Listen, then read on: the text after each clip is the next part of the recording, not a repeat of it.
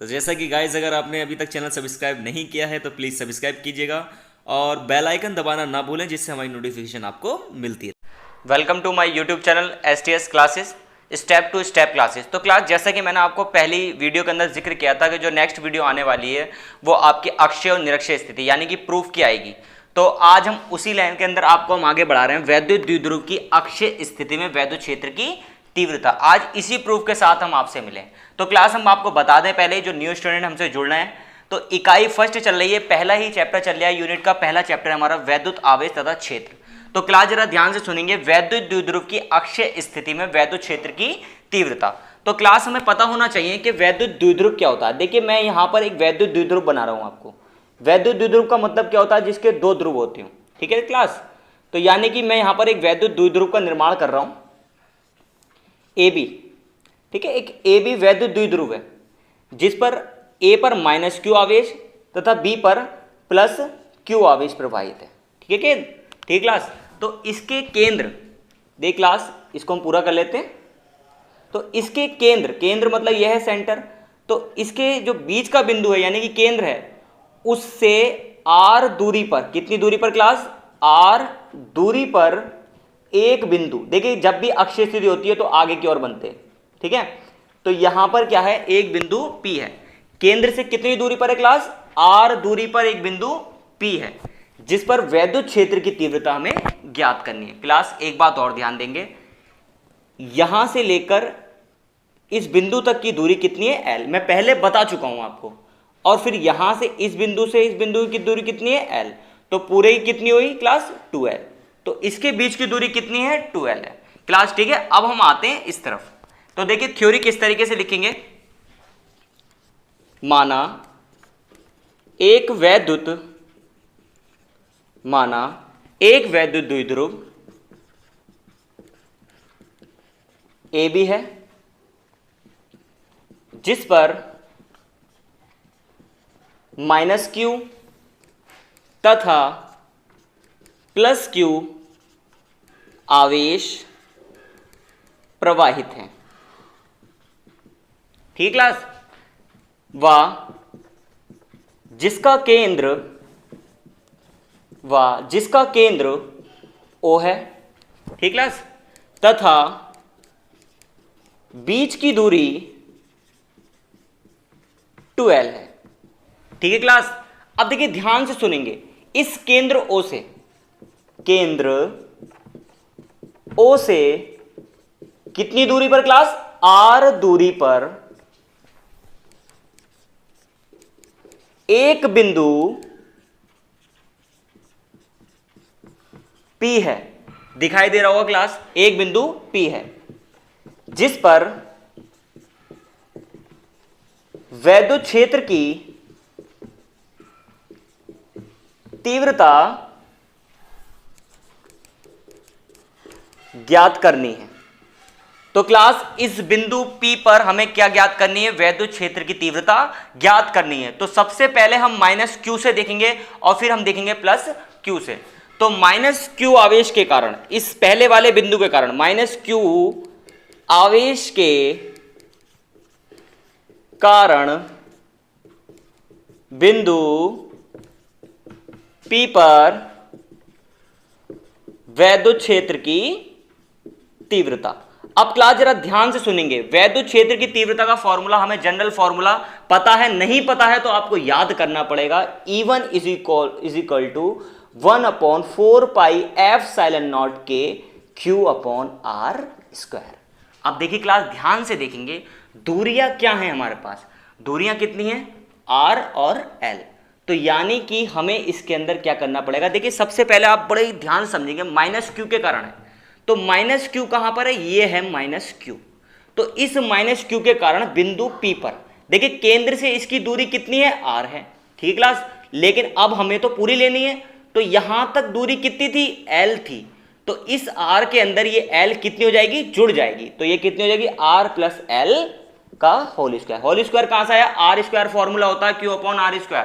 तो R² होता है तो R + L², इसका होल स्क्वायर बन गया। अब R तो स्क्वायर होता है, ऐसा समझ में आता है, L² तो नहीं होता ना सर। लेकिन सुनेंगे यहां L क्यों जोड़ा गया? L इसलिए जोड़ा गया क्योंकि केंद्र से मापी थी हमने, केंद्र से R दूरी पर था बिंदु P, लेकिन अब हम नाप रहे हैं माइनस क्यू के कारण, तो माइनस क्यू के कारण बीच में तो L है नहीं है, यहां तक की दूरी नपेगी नहीं नपेगी, तो ये उसमें क्या हो जाएगी? ऐड हो जाएगी, तो R प्लस L का होल स्क्वायर हो गया। तो क्लास माइनस क्यू आवेश के कारण बिंदु P और वैद्युत क्षेत्र की तीव्रता हमारे पास आ गई है। अब हम क्लास आगे बढ़ेंगे, प्लस क्यू आवेश के कारण बिंदु P पर वैद्युत क्षेत्र की तीव्रता। क्लास अब हम E1 नहीं लिखेंगे, अब हम क्या लिखेंगे? E2 इज इक्वल्स टू 1/4πε0 के, फॉर्मूला वही रहेगा Q अपॉन R स्क्वायर, लेकिन क्या बदलेगा? अब हम प्लस Q से देख रहे हैं, देखिए ध्यान से समझिएगा। अब इस प्लस Q से कितनी दूरी पर? R दूरी पर, ठीक है। क्या है? बिंदु P है, एक तरीके से देख लिया, केंद्र से नापा था, तो केंद्र से नापा था, लेकिन अब हम नाप तो यहां से रहे हैं, तो यहां से तो कितना होगा? R होगा, तो ये वाला L हम क्या करेंगे? लेस कर देंगे, ठीक है। तो यानी कितना हो जाएगा? R माइनस L, क्योंकि ये तो ज्यादा हो रहा था, हमें तो नापना यहां से है, तो हम इसको क्या कर देंगे? माइनस कर देंगे, R माइनस L का होल स्क्वायर। इसको समीकरण मान लीजिए, वरना समीकरण मान लीजिए, वरना जनरल चल लिया है। तो क्या करेंगे हम? बिंदु P पर परिणामी वैद्युत क्षेत्र की तीव्रता। अब देखिए क्लास, हमें परिणामी वैद्युत क्षेत्र की तीव्रता ज्ञात करनी है, तो हम परिणामी यानी रिजल्टेशन देखेंगे, तो हम क्या करेंगे? दूसरी समीकरण में से एक को घटा देंगे, ठीक है क्लास। और एक बात आप याद रखेंगे, जो ये प्लस क्यू है, इससे जो वैद्युत क्षेत्र है वो किस तरफ भागता है? E1 आगे की ओर भागता है, और माइनस से E2 पीछे की ओर भागता है, तो यहां पर ये कितना हो जाएगा? E2 हो जाएगा। E2 माइनस के पीछे की ओर आता है, और प्लस क्यू की तरफ E1 आगे की तरफ भागता है, ठीक है क्लास। तो E2 माइनस E1 कर दिया हमने, ठीक है क्लास। अब हमें कुछ नहीं करना, जनरल हमें सिर्फ वैल्यू रखनी है, तो वैल्यू रखेंगे क्लास। E2 की वैल्यू बताएंगे सबके सब कितनी है? 1/4πε0 के Q upon R minus L का whole square, and minus E1 की वैल्यू हमारे पास ये रखी है 1/4πε0 के Q upon R plus L का होल स्क्वायर, ठीक है क्लास। यही चल रहा है ना। अब देखिए क्लास, जनरल देखिए, इसके अंदर कॉमन क्या निकल लिया? कॉमन सर मुझे साफ दिखाई पड़ रहा है, क्या दिखाई पड़ रहा है?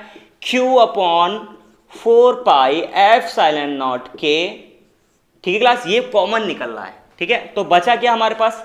R माइनस L का होल स्क्वायर, ठीक है class, minus 1/R plus L का होल स्क्वायर, ठीक है क्लास।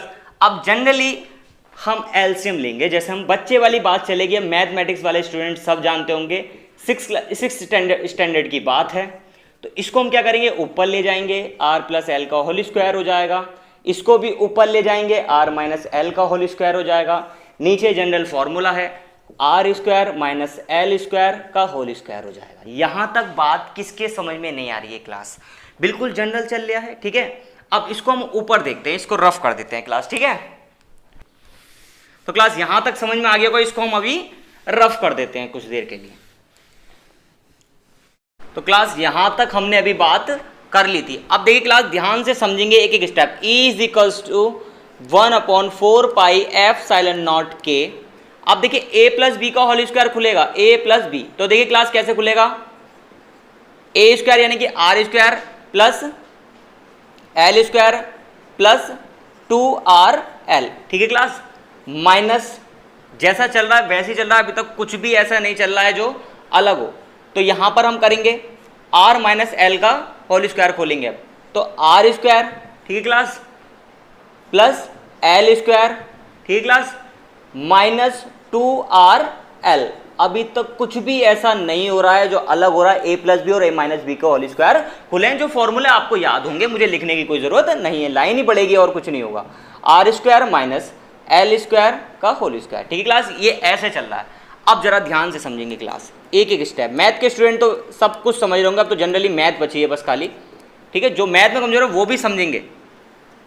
देख क्लास, यहाँ R square plus L square plus 2RL, यहाँ माइनस से अंदर गुणा करा देंगे। ध्यान से समझेंगे, प्लस माइनस माइनस आ गया, यहाँ पर एक प्लस छुपा हुआ है क्लास, आपको पता है, प्लस माइनस माइनस आ गया है। इसी तरीके से अब हमारे पास क्या बचा, आर स्क्वायर बचा, ठीक क्लास। अब देखिए प्लस माइनस फिर माइनस आ गया है, ठीक क्लास। कितना बचा, एल स्क्वायर बचा, माइनस माइनस प्लस हो गया, कितना हो गया 2RL। अपॉन में क्या लिखेंगे, जो चल रहा है हमारे पास r square minus l square का होल स्क्वायर। क्लास जो जो चीज़ कट रही है उसे काटेंगे, माइनस प्लस कट गया, माइनस प्लस कट गया, ठीक है क्लास। अब नीचे देखिएगा एक स्टेप और, is equals to 1/4 pi epsilon के, बचा हमारे पास 2 और 2 कितना हो गया 4RL, ये कितना हो गया हमारे पास 4RL। अब देखिए क्लास जो एल स्क्वायर है वो बहुत छोटा है, किससे, आर से, तो लेस देन ये इससे बहुत छोटा है, तो हम क्या करेंगे यहाँ पर एक लाइन बढ़ा लेंगे, एल स्क्वायर को नगण्य मानने पर, एल स्क्वायर को नगण्य मानेंगे तो वो कितना हो जाएगा, 0 हो जाएगा, याद रखेंगे क्लास। तो यहाँ पर ये तो 0 हो गया, तो हमारे पास बचा कितना 2 2 4, यानी कि r की पावर 4 बचा। बताइए क्लास कहीं कोई स्टेप आपको समझ में नहीं आ रहा हो तो मुझे बता दीजिएगा, और क्लास यहाँ पर क्यू कर लीजिएगा क्योंकि हमारा क्यू चल रहा है, ठीक क्लास, 1/, क्योंकि हमारा क्यू कॉमन भी चल रहा है, तो ठीक है क्लास क्यू हो गया। अब हम इसको अंदर की तरफ गुणा करा देंगे, लेकिन उससे पहले हम एक काम करते हैं, इस आर को, एक आर को यहाँ पर गायब कर देते हैं। अब अंदर की ओर चलते हैं, इज इक्वल्स टू यहाँ कितना हो गया क्लास 4QL अपॉन 4 पाई एप्सिलॉन के, और r की पावर कितनी बची थी क्लास हमारे पास 3। अब देखिए क्लास क्या मैं आपके कहने पर क्या मैं इसको ऐसे लिख सकता हूं, 2 2 4, बात तो वही आ रही है, मैं इसको ऐसे लिख सकता हूं, अपॉन 4 पाई एप्सिलॉन के, r की पावर कितनी 3।